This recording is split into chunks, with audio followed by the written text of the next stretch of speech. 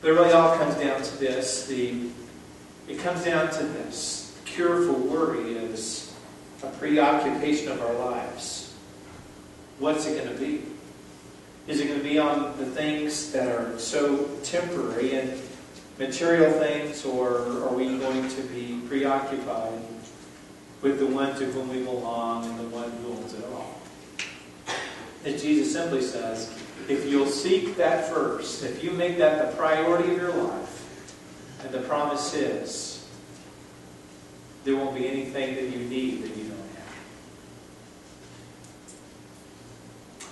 It is purposefully choosing to obey God, that He becomes the highest priority, that I accept whatever He chooses for me. I know that He will provide. I choose to put myself at His disposal to do whatever He needs me to do, to invest my life, my treasure, my resources into things that matter most to Him, those who may spend eternity separated from Him, lest we engage in that. To love the people that God gave His Son to die for and purposefully choose. That Jesus talked about the pagans pursue all these other things, but He told us early in the sermon what we needed to hunger and thirst after was righteousness. So when Jesus says, do not worry, it carries the idea of stopping something that's already being done. It literally means this: stop it. That's what it literally means. Stop it. It means stop it and never start it again. Because Jesus says, do not worry about tomorrow, for tomorrow will worry about itself, and each day has enough trouble of its own. Amen? Corrie ten Boom, if you've ever read anything about her, lived a survived life in a Nazi concentration camp. Can't imagine. Can't imagine the horrors of having to live through that as a child. Chuck Swindoll said that he had the pleasure of, she spent the last 2 years of her life in this church. He got to be her pastor. He said he gained some of those wonderful insights from her. And he said in the last few days of her life, she made this statement to him. Listen carefully to what she said.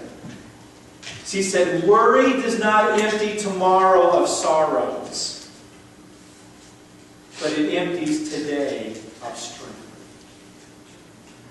Did you get that? She said, worry does not empty tomorrow of its sorrows, but it empties today of strength. If it is possible in your mind that there's one thing I want you to take away from here today, it is this. If you can somehow picture in your mind as you walk away from here today,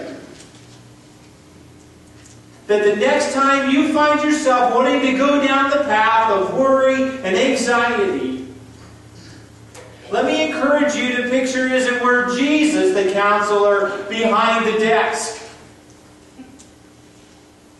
Him sitting there and you telling Him whatever it is you are anxious and so worried about,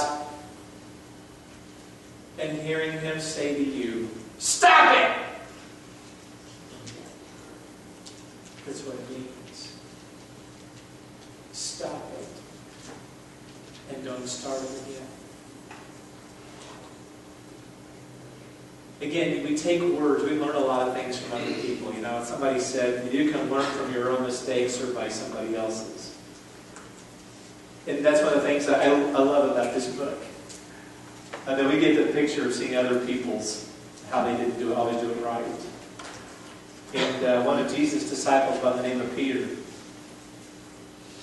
as he grows in his faith and in his relationship with Jesus Christ, you find that he writes later, back in 1 Peter chapter 5, using the same word of what's anxious. And he tells us that you can cast all of your worries and anxieties on Him. Isn't it good to know? Because He cares for you.